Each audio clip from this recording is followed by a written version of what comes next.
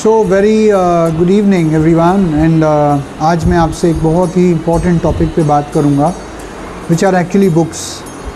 मैं आपको एक चीज़ बताना चाहूँगा क्योंकि I really like reading a lot of books, but over a period of time मुझे एक चीज़ रियलाइज़ हुई कि हर बुक कंप्लीट करने की ज़रूरत नहीं है। कुछ किताबें ऐसी होती हैं जो एक बार पढ़ के समझ में आ जाती हैं और कुछ किताबें ऐसी होती हैं जो कम से कम 2 बार जब तक पढ़ी ना जाएं तब तक उसमें से वो जो गहरे मोती होते हैं ना वो निकल नहीं पाते।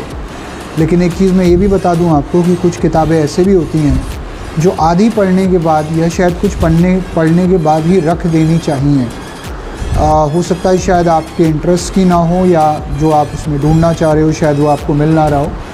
तो मेरा कहने का मतलब ये है कि बुक्स अगर हम पढ़ रहे हैं तो हम ये देखें कि जो बुक हम पढ़ रहे हैं क्या उस बुक को पढ़ के हमें वो मिलेगा जो हमें ग्रो करने में मदद करे। और most importantly whenever you read a book it is very important कि आप अपने साथ हमेशा एक मार्कर कैरी करें, आप अपने साथ हमेशा एक पेन या पेंसिल कैरी करें तो उसमें से जो भी इम्पॉर्टेंट पॉइंट्स हैं आप उनको जॉट डाउन कर सकें।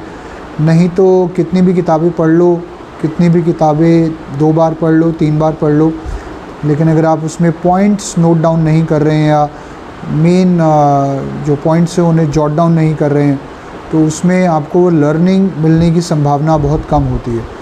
तो आप कितनी किताबें पढ़ते हैं वो इम्पॉर्टेंट नहीं है, बट आप कैसी किताबें पढ़ते हैं वो ज़्यादा इम्पॉर्टेंट है।